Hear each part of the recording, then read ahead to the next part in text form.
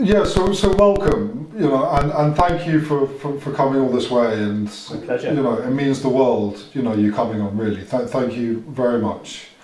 And I've been finding since doing these podcasts, often the best place to start is often at the beginning. And I know you were, an ex-client of Gladstones, and you're in Gladstones, and I'm really excited to hear about your experiences of that. But if you can, and if you feel comfortable, could you share a little bit, could you talk a little bit about, the experiences leading up to Gladstone? Yeah, sure. At the beginning, alcohol, it ticked all the boxes for me. It gave me confidence to talk to peers, girlfriends.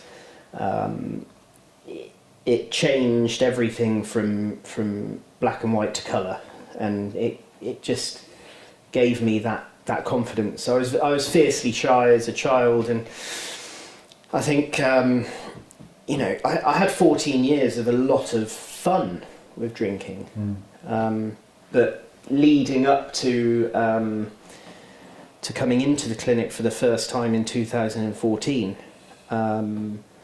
It got really bad. I lost my driving licence twice. It regularly, friends would say to me on a Friday night or a Saturday night, Will, just calm it down tonight. Please don't misbehave. And then, and then I'd get text messages the following day saying, "Oh, you misbehaved and you did this," and it got quite bad, and my family, they were affected as well, in a big way. The ripple effect. My mother, the worst thing I ever stole from my mum was her peace of mind. Constantly I'd disappear for 3 days and she'd wonder where I was. And in the early days I lived abroad quite a lot, so I worked abroad, came back, and then towards the end, before I came into Gladstones, I had a period of time living at home with mum and dad, and that was very difficult. They'd be checking up on me and sort of monitoring me, and it was all very awkward. And then it got to the stage, the first time I came here, I was still very much in denial. My sister found Gladstones on the internet, and we all sat down. I remember it like yesterday.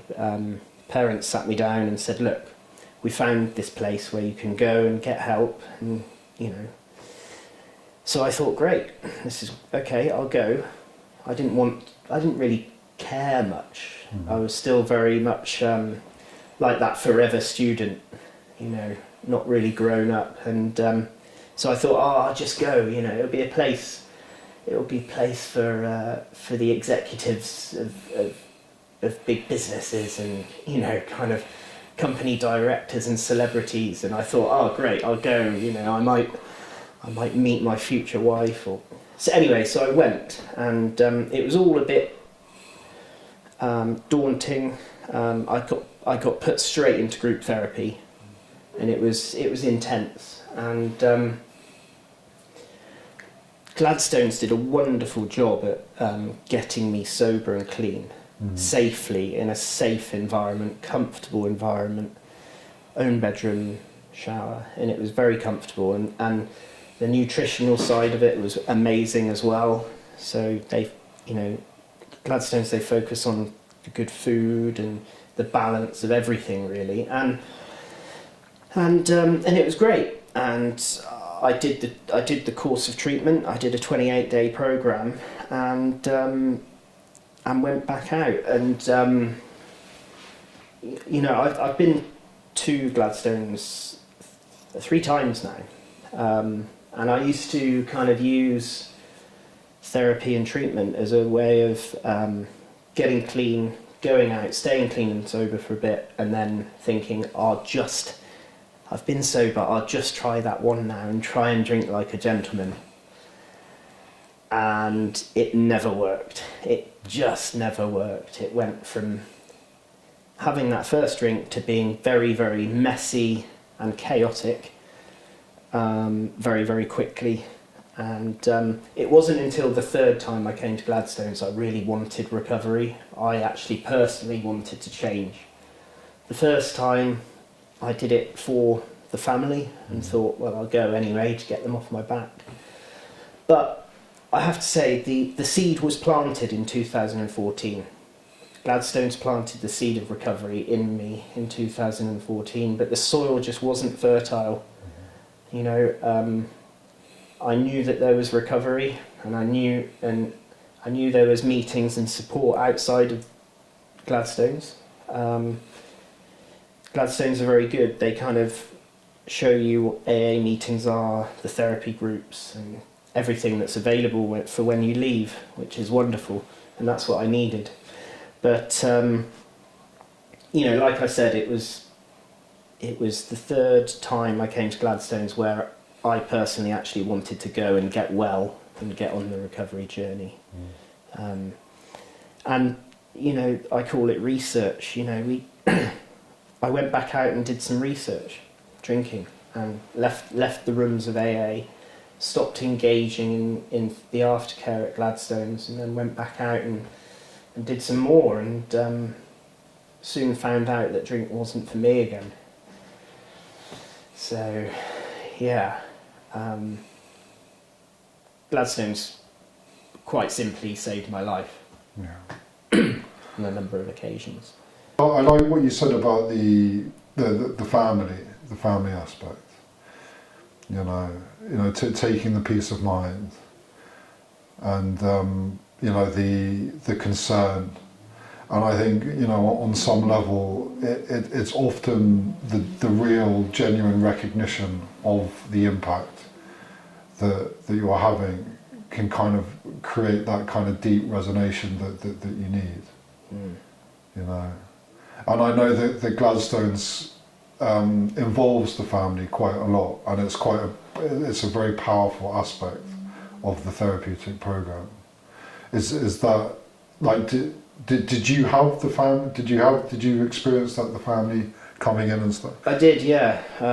So the family day was extremely powerful for me. You know, your family come in, come into the clinic, and you know, we sit down and they're asked questions of how the addiction has affected them, and it really hits home on how much it actually did affect. And by that point, you've gone through detox at the clinic. So, but I'd gone through my detox, and I'd come round and felt very fresh and very back to normal, if you like. And at that point, it's like, wow, I did behave like that. You know, this substance did make me behave like that. Yeah.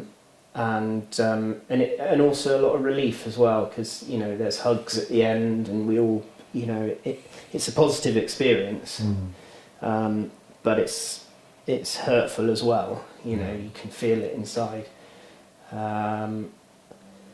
But yeah, and the parent, you know, my mother and father were very proud of how I'd got through it. Yeah. There's often, or you know, there can be a lot of forgiveness, you know, there. Making those efforts to change, and kind of, you know, sitting down, like on the family day, you know, a big part of it is that you're not allowed to talk.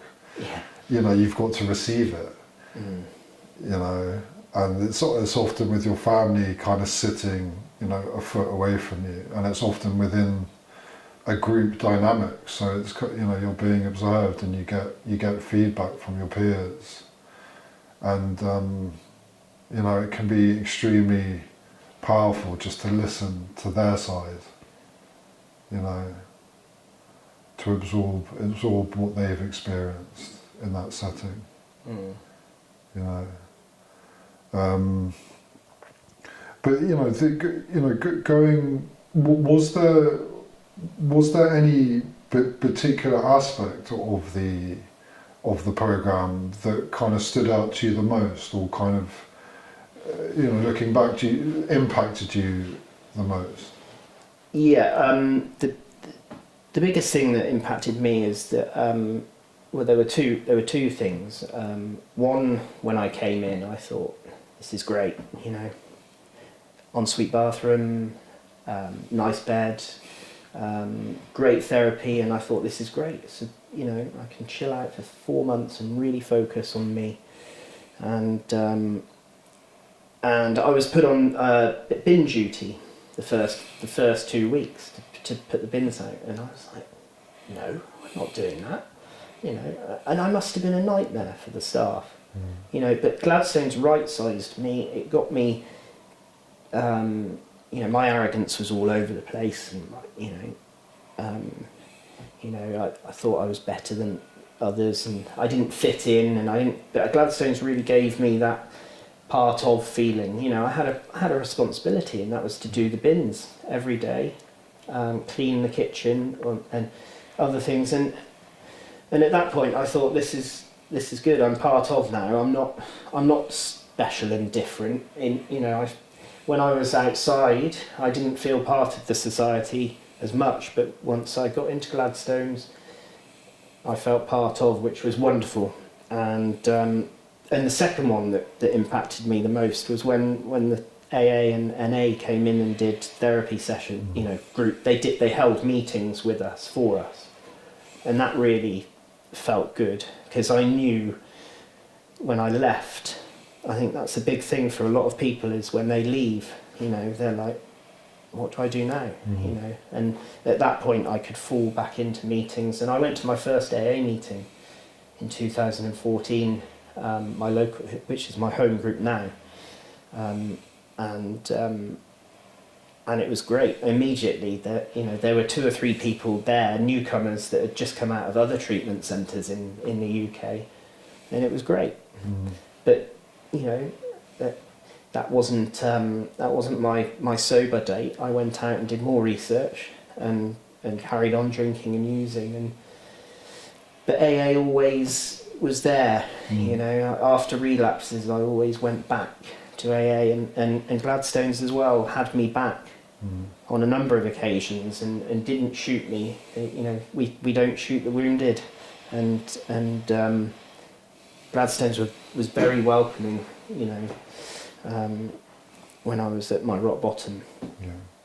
Doing having these conversations and making these podcasts, we hear a lot about community, and the word has quite a pivotal role to play in regards to kind of abstinence and feeling a part of, like you said. Do you find the concept of community really valuable in regards to what you've experienced up until this point? Absolutely, yeah. So I'm in a new community now, but the community where I was doing most of my drinking and using, I was I was stealing alcohol from people in villages, and I got into a lot of trouble. And I went to prison for short periods of time, and this was after my first time at Gladstones. No money, and they were short sentences, but I think the biggest thing is that with the community, if you're recognised as an alcoholic or a pest, you can then feel very excluded, and that was the case with me. I had no self-esteem. Fortunately, a lot of people understood that I was sick, and I needed help.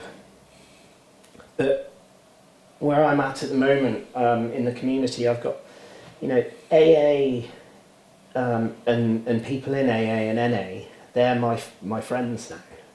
I go to AA meetings to dump my stuff, get it out, have a cup of tea, and I spend a lot of time with people in AA and NA, socially as well.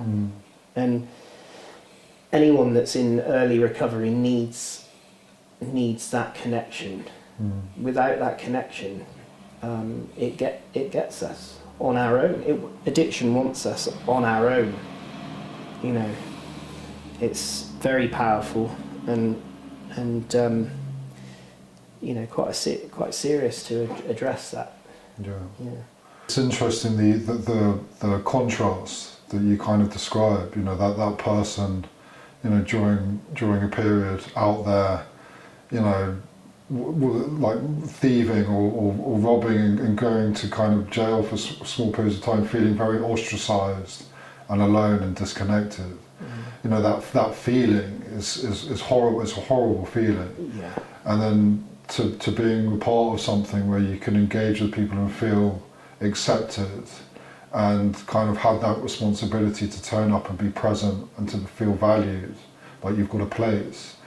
Those two extremely different feelings, you know, or places to be. You know, what is it interesting reflecting on that? Absolutely. Yeah. It's funny because a lot of we call them yets. You know, the yets happened to me after Gladstones. You know, and I hadn't been to prison yet. I hadn't been to another treatment centre yet, and yeah, it felt very strange, and to answer your question, I think to be part of a community, it gives you a lot of self-confidence, and you know, when you're at rock bottom and you can't actually do anything, you know, physically or mentally, other than the only thing that I thought about was getting my next fix, that next drink. Whereas now, thanks to Gladstones getting me clean and sober, there was no way I was going to be able to get clean and sober without a medicated detox or without being monitored. There was just no way it was going to happen. And Gladstones is very, very, very, very good at that. You know, it's so safe.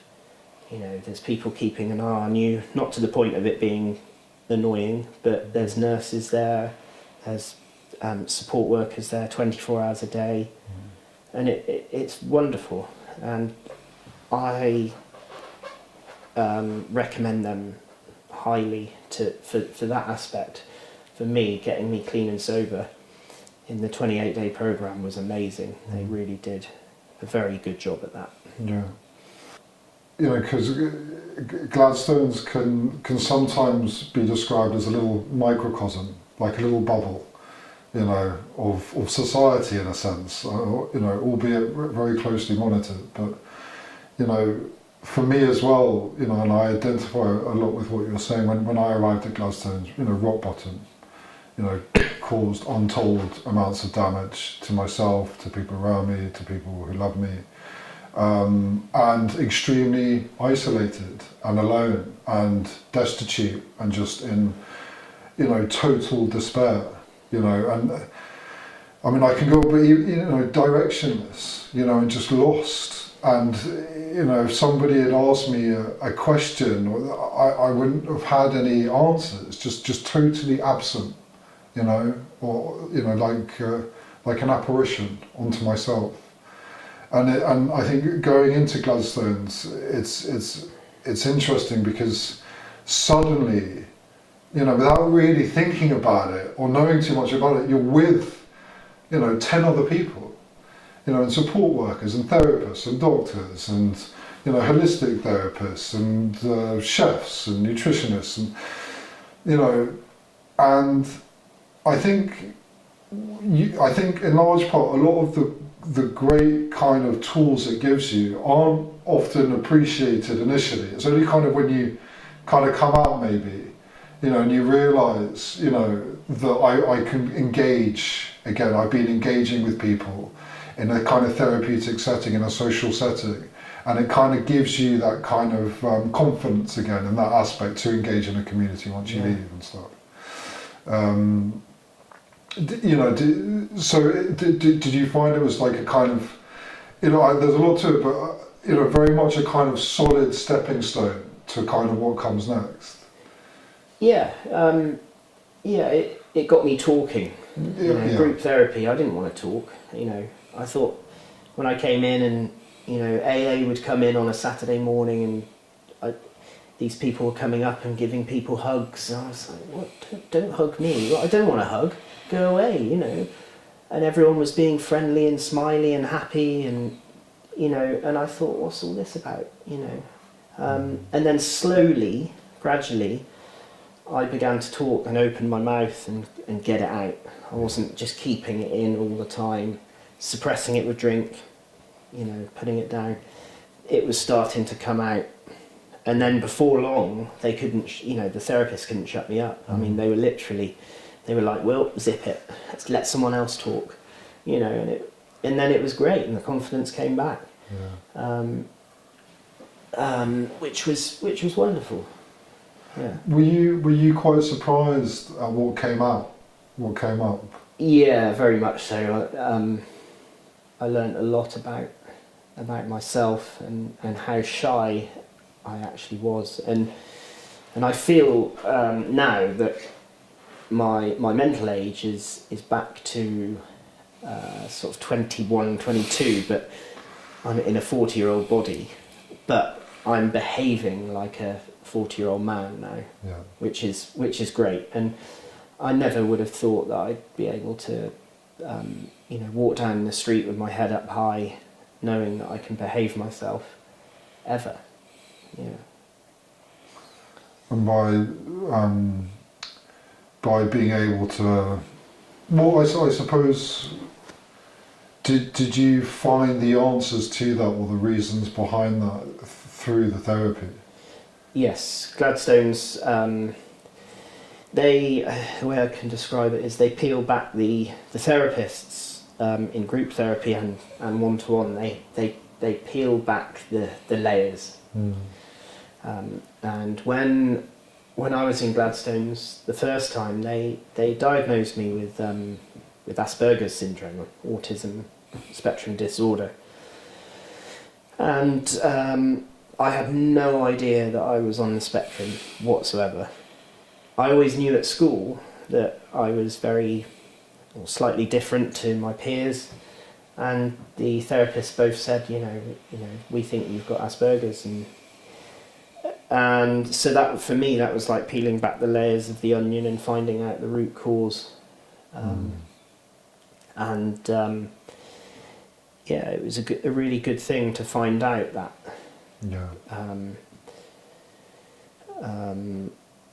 And Gladstones were also very, very good at pinpointing the character defects and the traits and the behaviours. You'd be in group therapy and then one person would talk and then I would come in and talk and then the therapist would be like, no, Will, just sit, listen. And they taught me to listen as well, which was good. And I just wanted to ask with Asperger's, how do you define Asperger's? So it's kind of social situations. I'd get extremely anxious. I get very kind of tunnel vision. So if I want to be like, for instance, I windsurf, and a few years ago I got back into windsurfing, and all I wanted to do was be the best windsurfer. And so in a positive way, Asperger's is really good because you're very focused, tunnel vision, and literally nothing else matters other than that. And I guess with the drinking and the drugging, it was the same. Nothing else mattered. But also the Asperger's, the one example is, routine at night before I go to bed. It can be quite challenging I have to make sure that everything is sort of sorted not to the point of straightening curtains and stuff like that, but it's quite a routine to get settled down in the evening. And again, I used to use alcohol to settle me down to the point of passing out and then coming to. Whereas now I wake up. I wake up normally and naturally at night. I suppose, is it like kind of I felt anxiety, like a feeling of anxiety? Yes, yeah. Socially, especially amongst peers, I find it quite challenging. Not so much now, I'm a bit further on in my sobriety, but certainly when I was younger, and in the early days at Gladstones in 2014, I was still very much immature, and I found getting diagnosed with Asperger's answered quite a lot of the questions of why I drank and why.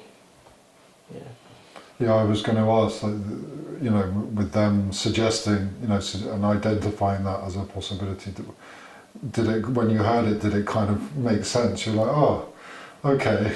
Yeah. That's what it is. Like, yeah. It was a relief, It was a relief. And a lot of positives came. The therapist explained to me that, it's not a bad thing to have it. We're very intelligent people. We're, and it was a relief. And there's a lot of help out there for people that are on the spectrum. Yeah. So yeah, it was. It was a relief to know and realise that was the reason, but not the kind of whole reason why I drank. I loved drinking. I loved the feeling it gave me. I loved, everything it had in the early days was great, and I had 14 years of amazing fun. But at the end, it had the opposite effect, really. I always remember looking at my dad when I was a young lad, and he'd be, he'd come back from rugby and fall asleep in front of the rugby on the telly, and I always used to think, I never want to be like that, and I was like that, and 10 times worse, but I'm not today, which is wonderful. Yeah. Those feelings of, kind of social awkwardness and anxiety, and there are a lot of people who drink off those feelings. Alcohol's very effective at kind of subduing that, and counteracting it. I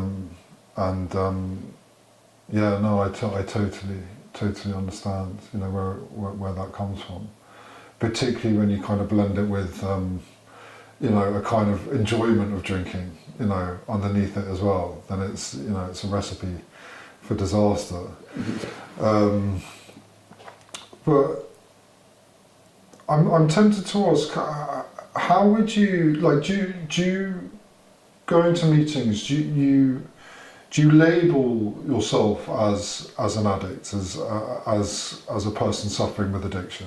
Absolutely, yeah. The Asperger's is just a little sample. I always say alcoholic addict. Yeah.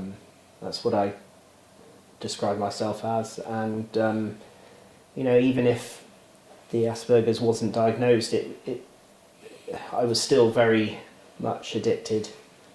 So on a daily basis, I still have to, put my recovery before anything else. If I don't put my recovery before anything else, then, it starts to get a bit out of hand. So, meetings are a priority, and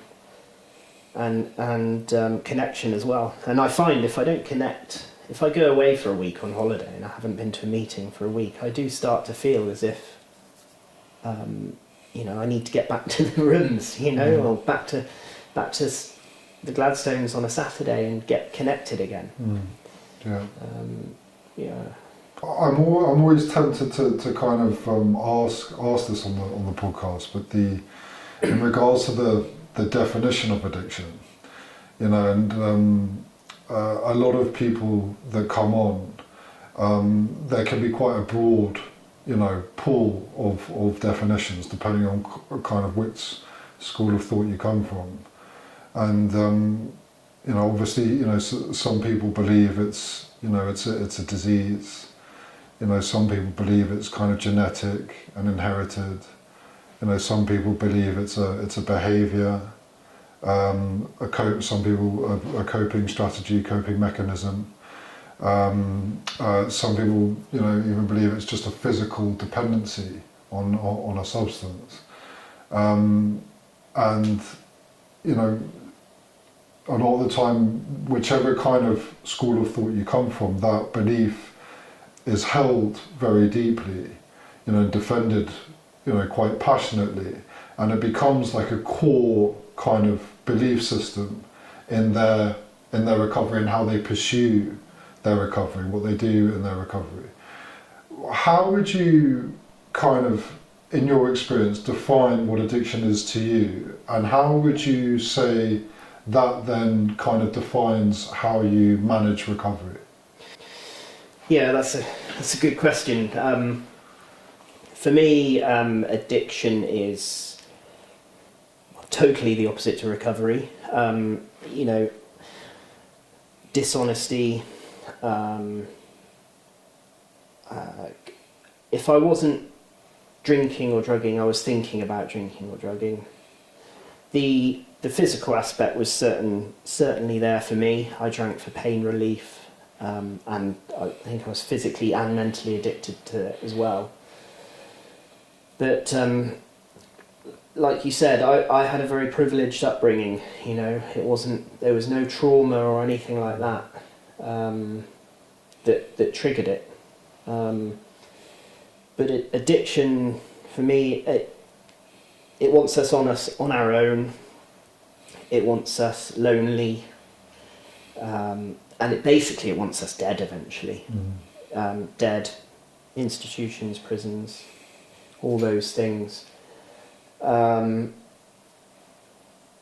as soon as you can get to that rock bottom and reach that point where you want to change yourself, that's when things start to get better. So the opposite of addiction for me now is the willingness, the open-mindedness. Acceptance is a big one for me, just accepting the fact that I had a problem with drink. I never accepted it, ever. And that just brought me straight back down the road of addiction again. The denial, you know, didn't even know I actually lied. And the surrender. I had to just say, look, I'm done. And this time round, my last relapse, I was just broken. I was just like, that's it. And the weight just lifted off.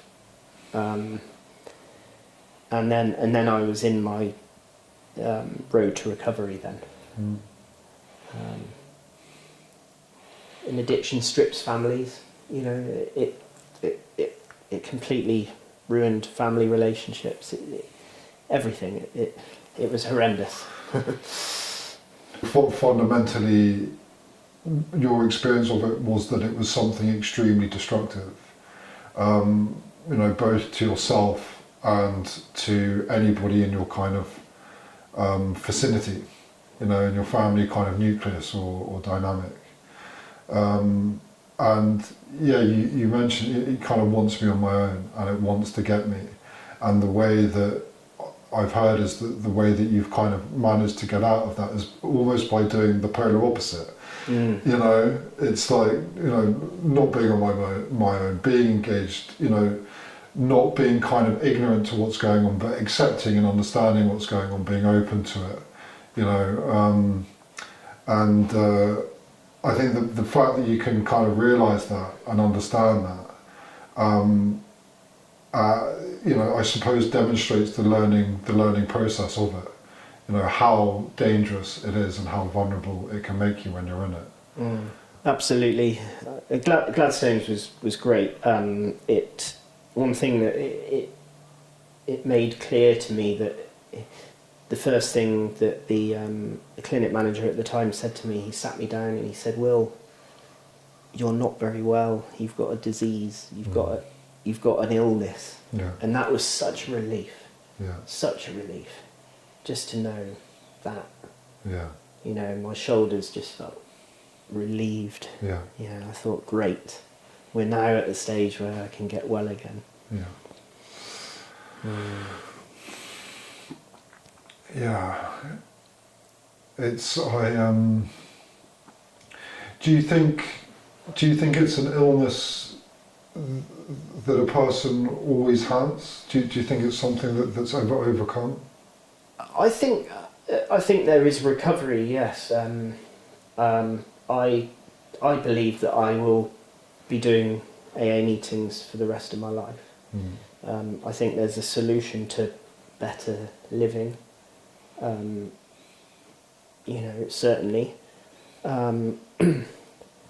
I think eventually I'll get to the stage where I'm feeling recovered more than what I feel now. But I generally feel that I need to keep going to meetings and stay connected, because every time that I've experienced a relapse, it's always taken me back to where I was at that low point. So, for instance, if I misbehaved and stole some alcohol from someone and went to prison or got very low, if I picked up a drink within about 3 days, I'd be back to that stage again. So if I stay sober for 30 years, which I hope I do, and then pick up a drink, it would take me back to that again. So it's topping up, you know.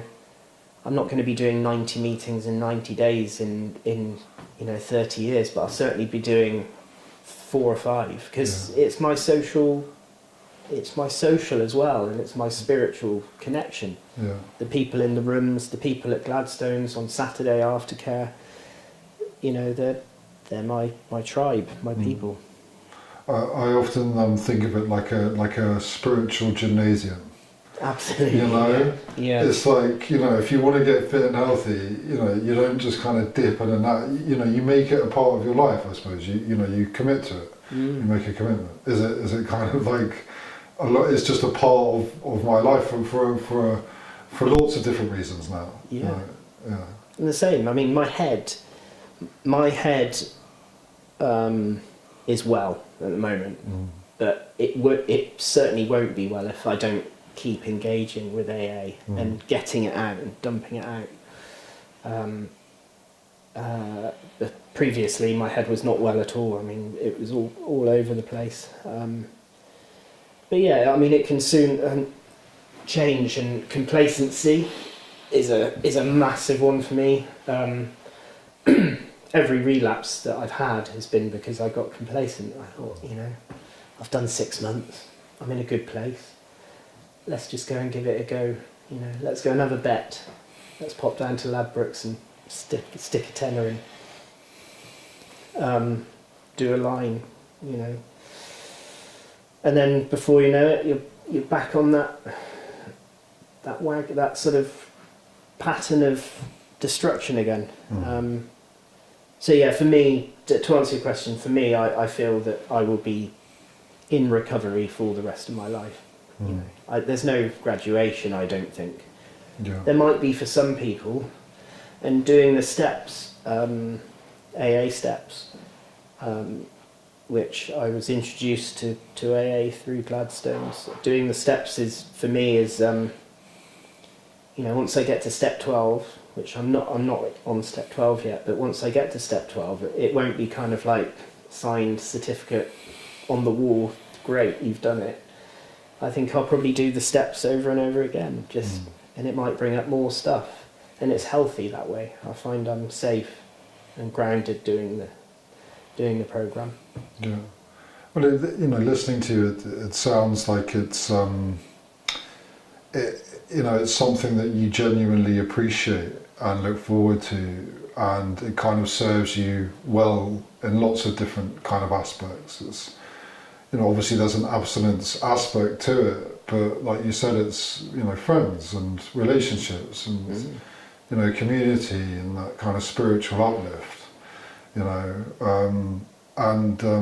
it sounds to me like it's, you're fortunate in that you've kind of really taken to it, and it kind of gives you a lot in a lot of those respects. So it's not really a chore. No, it's not. No. But oh God, I need to go to a meeting today. It's like, yeah, I've got a meeting today. Yeah, great, Absolutely. And you know what you just said there? It just hit the nail on the head, because in the early days, I'd go to meetings, or I'd even go to Gladstones Saturday after Claire and sit at the back, and I'd go for the food. I'd be like, this is great, honestly, because the food at Gladstones is amazing.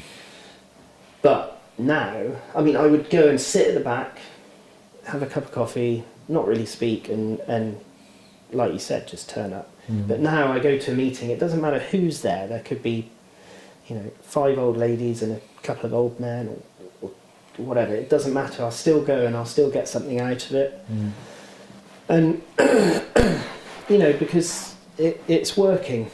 But I had the wrong attitude towards it in the early days. But to anyone that's going, best thing that I can say or suggest is anyone that's going to Gladstones or to a treatment centre, Gladstones is very, very nice, and the therapy is gentle, but it gets quite I wouldn't say intense, but more they dig deep in group therapy, and it's quite simply life-saving and life-changing as well.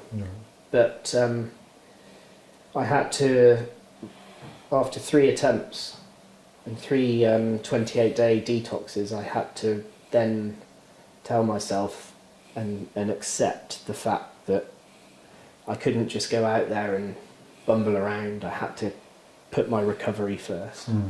Yeah. And I'm interested to ask, have you ever heard the term the pink fluffy cloud?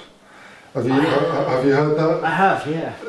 Where people often describe the pink fluffy cloud moment in sobriety, when everything's all right with the world.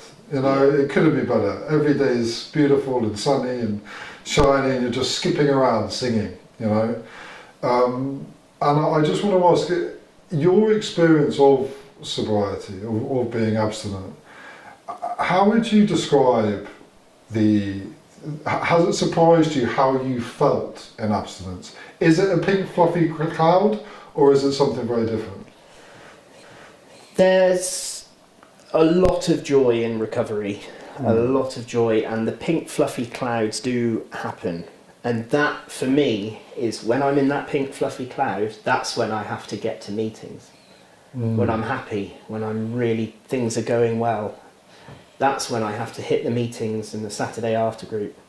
So yes, the joys are there a lot. And I would say, for me, in my experience, life is a hell of a lot better than what it was. There are dark times, bereavements, having to move house, all that sort of life stuff, it happens.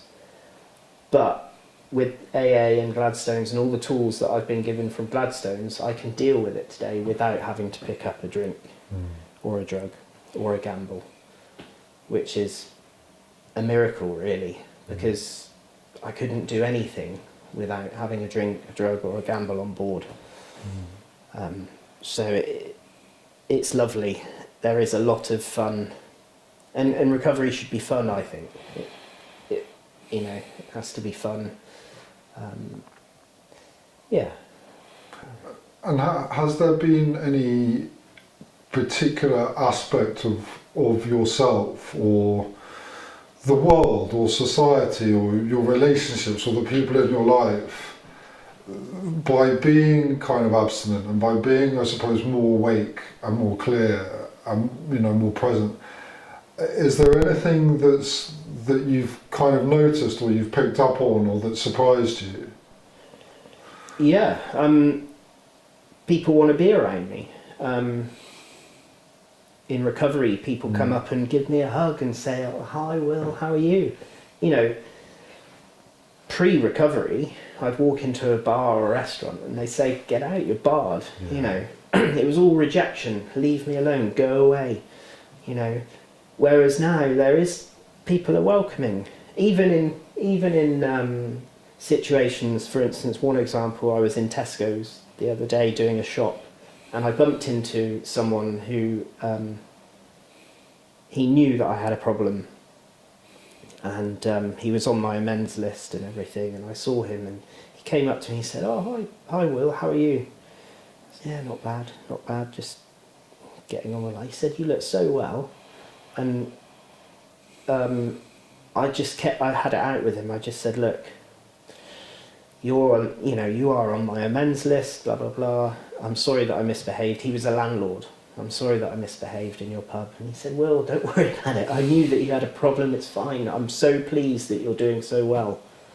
And that was a relief, you know. And people do notice. One, they notice your appearance and your look, and they notice the calmness as well, you know. Because when we're drinking and using, we're irritable, restless and discontent, you know. Whereas in sobriety, we're not. Which is lovely, really. So yeah.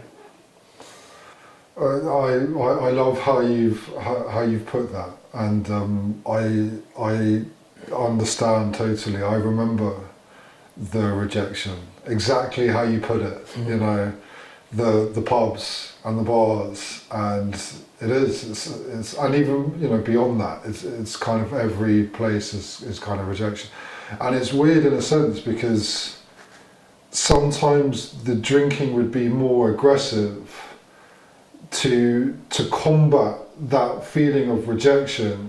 And often I remember kind of being rejected because I was being overly friendly and intrusive and kind of just totally disregarding boundaries because I was so desperate to kind of connect with someone. And then it would be rejection again, and then and then the drinking would be more aggressive so even within that, there's a kind of very vicious, kind of progressive cycle. It's very harmful. I'm just describing that kind of process, you know, of going out and experiencing that. Yeah. And like you described, the rejection it cuts you straight through, and I think we have to be very careful as well, because I have experienced in sobriety, early sobriety, sort of, you know, I wanted to get up on top of the roof and say, "Look, this is me, I'm the shiny new version of me," and there are going to be people that won't want the amends and then might just say, "Look, leave me alone," and that's where the acceptance comes back in for us again, doesn't it? We have to accept that person doesn't want anything to do with us, and that it might be their stuff. They might not be able to get their head around that we're changed people and moving forwards. Yeah, no, it's an excellent point. And I love, you know, I'm really enjoying talking about this area, but, you know, rejection's a big one. You know, and I found that, you know, for me, if there's a history of rejection, you know, and like you said, when you've kind of got better and you want to scream it from the rooftops, sometimes you kind of get pegged down, or you want to do an amends, and it's like that, you know, "I'm all right, thanks." And somewhere along the way, there's an experience of rejection. And sometimes that can literally open up all the other rejections, or you can kind of and it can be a very difficult thing to navigate, man, being sober, because it's so painful. It's horrible, yeah. Relapse, I've relapsed on rejection from family. Yeah. You know, and I think we have to, in recovery, have to be really wary of that. Yeah. Because it will happen. There will be people that just don't want anything. I think, you know, family have come round now, but it's that I think we need to keep that consistent behaviour, that consistent connection with AA, and then people do come round. People do realise if we do this meeting stuff. Yeah. Well, I think, like you said earlier, just the power of talking about it and getting it out. It sounds like in some regards, I mean, I might be overstepping, but going to a meeting for yourself sometimes can just feel like a dumping ground. Yeah, it's like going to the recycling centre in Bristol and getting rid of all the crap. Yeah, here you go, guys. You make of that what you will. Yeah, exactly. I think I've never been to a meeting where I've walked out and felt worse than I went in. Okay. Ever. I've gone in. I've gone into meetings having had a drink, and then walked out but yeah, always feel lifted, one way or another. And when it comes to slips and lapses and relapses, again, it can be quite a kind of contentious issue surrounding recovery and addiction and abstinence, as the definition can be sometimes. There's a few little areas that can be a bit prickly, but what's your opinion on slips and lapses? I mean, there's obviously an obvious opinion, but do you have like a more general opinion about them? Are you more sympathetic towards them? Yeah, relapse has been a big part of my journey. I've had eight relapses since 2014, and they've progressively got a lot worse. I think I'd never shoot someone that's come straight back in again from a relapse, but it was the only way I'd describe it is research. I wanted to go out and see if I could drink without the consequences, without the trauma. I was convinced in my head that I could go out and drink like a normal gentleman in a pub. And then every time I'd wake up the next day and it'd be like, oh God, feeling rough, low self-esteem, what did I do last night? And it was like a button, I'd press a button, and relapse would be like, right, I'll just press that button, and I went back on it. And to be able to bounce back is quite a brave thing, and to ask for that help is one of the hardest things that anyone can do, is to ask for help. Relapse isn't great. Some people get it first time. I know a lot of people from Gladstones and AA and NA that have got it first time. They were completely broken and ready. I wasn't ready. But the last one I was really ready, definitely. It makes me think of the choice aspect. A few times on the podcast we've spoken about the aspect of choicelessness when it comes to addiction, but in sobriety there is a choice, and every day, in essence, today you're just you're choosing not to drink, you're choosing not to pick up, you're making that conscious decision every day. Yeah, you've got different types of things around you, tools and communities and things to help you manage that and maybe make that decision. But yeah, I think maybe for some people that decision becomes a lot more deeply ingrained from the start, and they're very lucky. Like sometimes people, who stop smoking cigarettes, a lot of the time they just wake up one day and they say, that's it, I'm done with smoking cigarettes. They just do. And they stop and they don't ever smoke again. They just go, it's funny how it works sometimes. But I where I was going with that is with the slips and lapses and the relapses. I think what can be quite interesting about it is that I think you still have the element of choice before you kind of fall back into full-blown addiction. Yeah, but certainly now, and you bringing that up, there is a choice now. I do have that choice of if I'm feeling down, if I'm feeling low self-esteem, or I'm aching from a day's work, there's other choices, there's other avenues to go down than just going and having a gamble or a drink. Today I do healthy things, esteemable things. Self-esteem, I feel, is more powerful than going and picking up a drink. So I'll go and sailing is my racing my boat is my passion, and if I'm not careful, I can harm myself by doing too much racing, too much physical racing. But it's esteemable. It gives me self-esteem, and then I think I haven't had a day yet where I've thought, you know what, there's no other choice than drink. In the early relapses, all it was the drink. It was always there, a crutch. But now there are other options. Phone a sponsor, phone up Gladstones, speak to someone at the clinic before that relapse happens.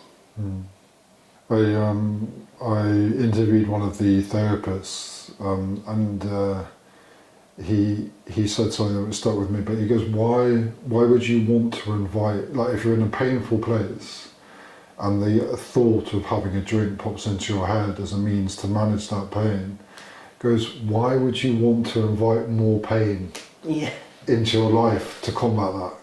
Absolutely. Yeah.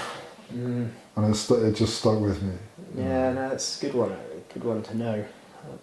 Like for that brief moment maybe of kind of reprieve, it just almost kind of immediately afterwards comes some pretty hellish feelings.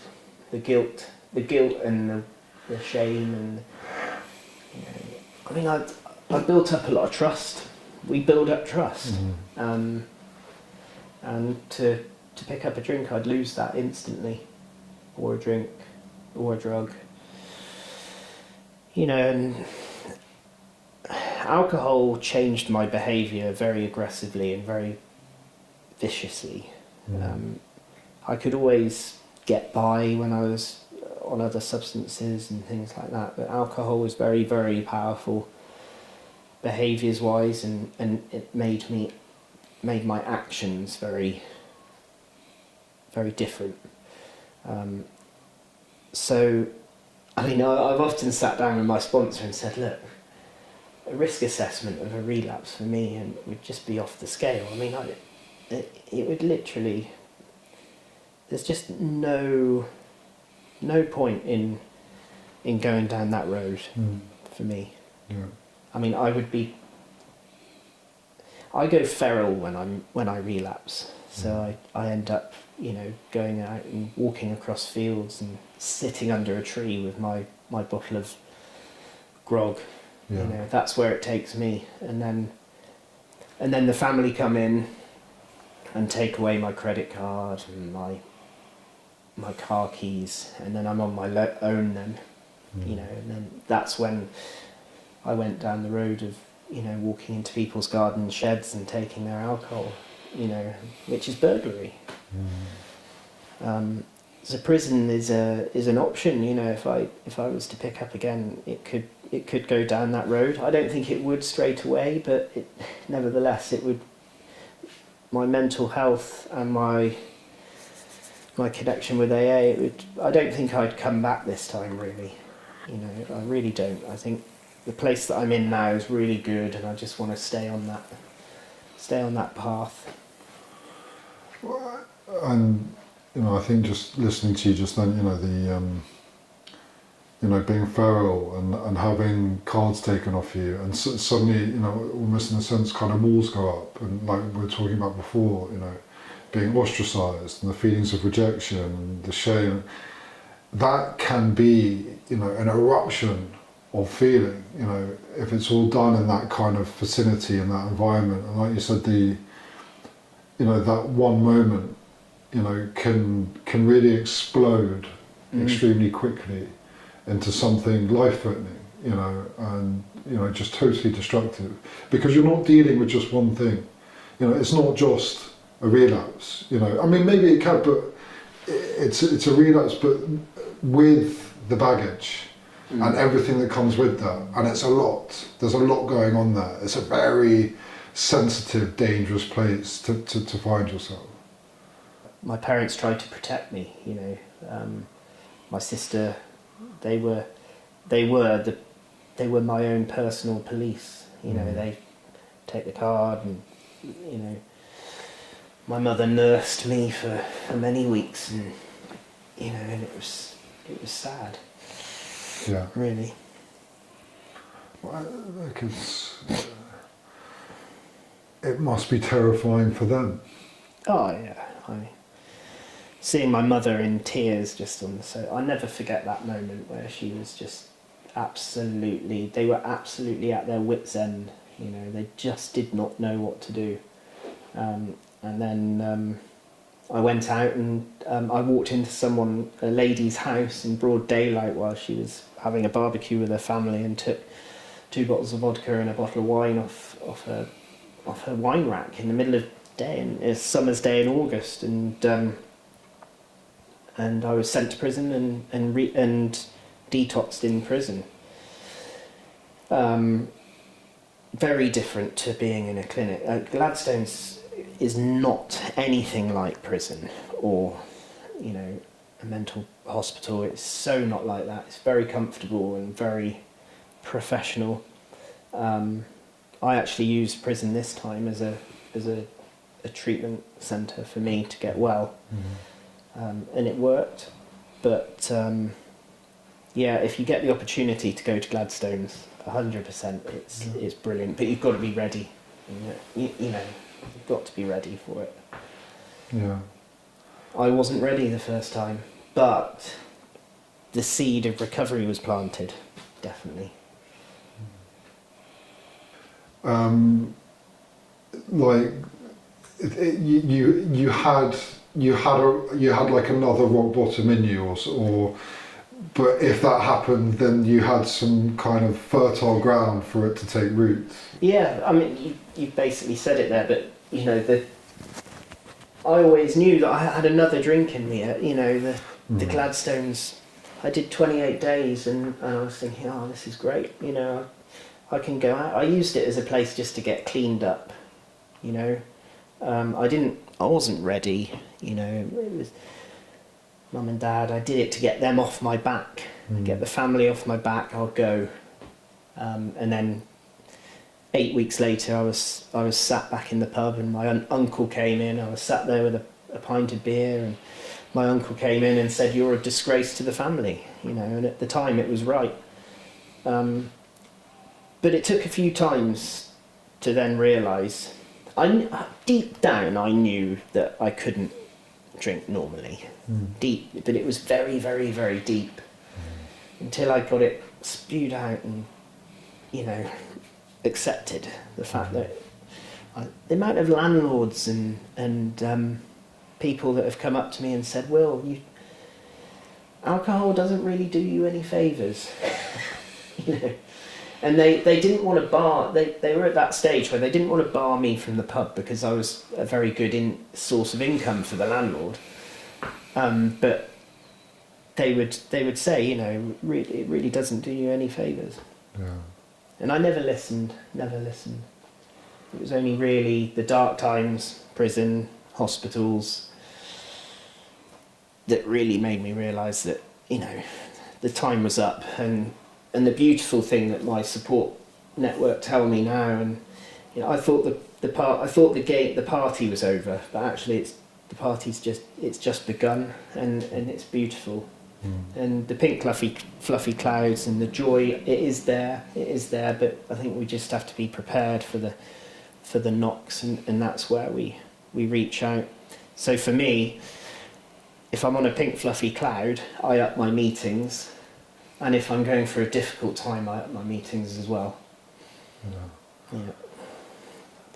That's interesting. I thought you were going to say I'll drop my meetings because I'm in such a good. But you actually up them. Yeah. If I'm in a good mood, I go to more. Okay. yeah, because I'm at risk. You know, if I've relapsed on many times on success and Oh, yeah, oh, that's interesting. yeah, So when things are going really well and you're in a great place, that's when maybe the idea could pop into your head. yeah. This would be a great time to have a drink. Yeah, yeah, yeah. Celebratory. I mean, yeah. I think losing my driving license for the second time saved my life. I got offered a very good job selling yachts, commission, salary with very good commission. The day I got offered that job, I went out and celebrated, lost my license, and it was a company car, and there was a lot of driving involved. And I think if I'd got that job, the salary and everything, I don't think I'd be alive right now, because the money was very good and everything. So I look at it as a positive now that I lost my driving license back then. That's interesting. So I just want to kind of explore that.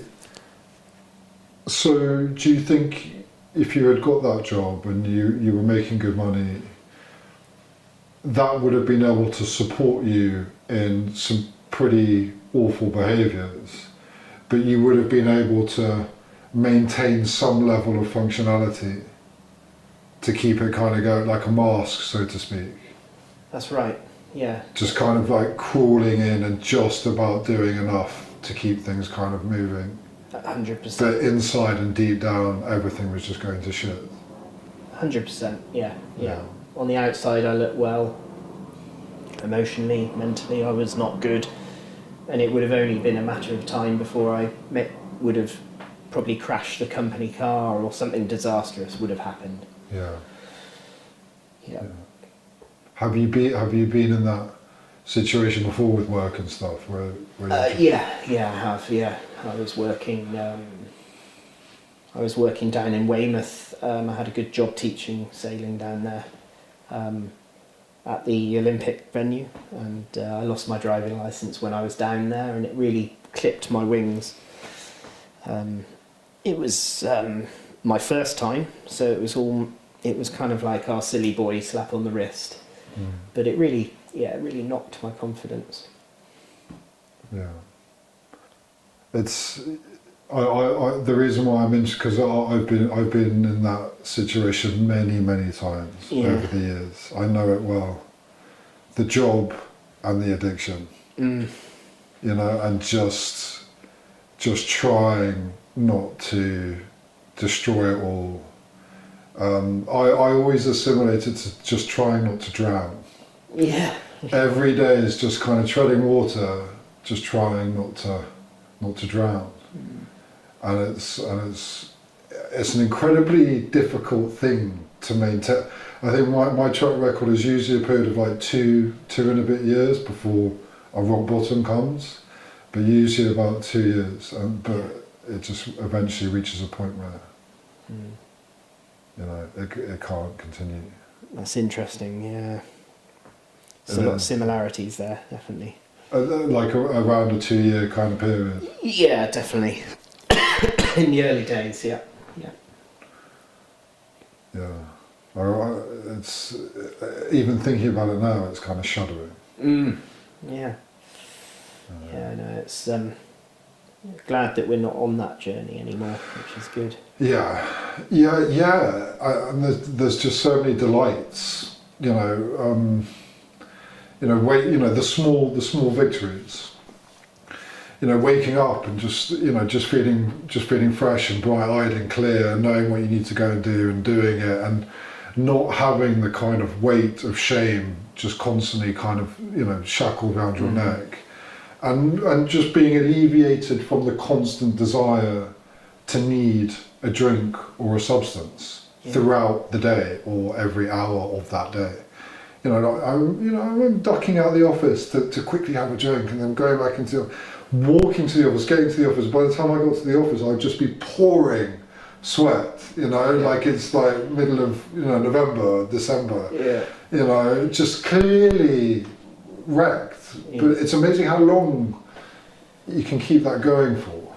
Yeah, hiding, you know, we're experts at hiding it. Yeah. Yeah, the you know, decanting vodka out and then putting water in it. And when I was gardening, I think I even used to hide bottles under the flower, but like dig holes into the flower beds so they'd be there for the following week. Bonkers. You know, when I think about it, you know, I think, you know, that person, you know, that's not a happy person there. No, You know, like that constant, you know, almost violent need to escape reality and themselves, but fighting every day to hold on and to maintain this kind of insanity. You know, it's and sometimes, you know, I think, you know, that recovery, you know, sometimes the best tool a person can have for maintenance of recovery and longevity in recovery is happiness. You know, because often people that behave the way that we're described, they can't be very happy inside. They might have a mask on, but yeah, it's interesting, the happiness thing. I think especially when I was working in hospitality and things like that, you know, we'd put the plastic smile on and very easy to cover it up. Yeah, and I think, you know, sometimes it comes back to that feeling of being lost. You know, of having a sense of directionless and just kind of following the motions of life. You know, have a job, pay the bills, you know, try and do your best, but in and amongst it feeling very much a sense of unfulfillment. And, you know, a lot of the time we hear about that void that alcohol and drugs fills. You know. And I think, yeah, and I think by being abstinent and giving yourself that chance, it gives you the opportunity to try and identify, you know, in hindsight of all the mistakes, what is it, you know, that was missing? You know, where was it that it went wrong? You know, really going back to the basics. Yeah. The step work has done quite a lot of that for me. The void, you know, that you mentioned, a lot of mine was fear-based. It was all fear-based, really, you know, frightened. So the alcohol gave me the courage to sort of do it. Yeah. Just to finish up, because we're kind of coming to the end. I asked the question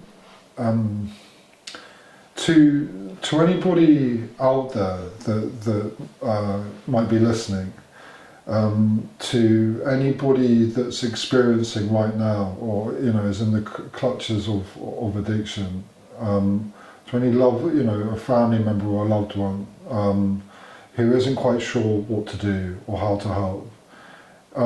What advice would you offer to those people listening? I could give a lot of advice, but the key ones I think would be don't be frightened or fearful to ask for help. That's the hardest thing to do, is actually ask for help, and pick up the phone. You know, speak to the clinic, or any useful numbers. Get onto AA or NA or GA, Gamblers Anonymous. There's a lot of help there. Financially, people can struggle a bit, you know, to get into recovery, but speak to the doctor, see if there's any financial support out there to get into treatment. But the biggest and most hardest thing is actually asking for help, and don't feel alone. You know, there's so many of us that have had to reach out, and it would be the hardest but the best thing that you've ever done, really, to get onto that road to recovery. And for me, I didn't ask the help. I was given the help. I was given the opportunity to go to Gladstones the first time I went, so I did it to keep the family happy. I didn't ask for it. Whereas the third time, I was like, look guys, mum, dad, sister, I need to go back to Gladstones again. I need to go and get some help. And I think that's key, really. It's wanting to get well. It's excellent advice. Thank you so much for coming on. Thank you.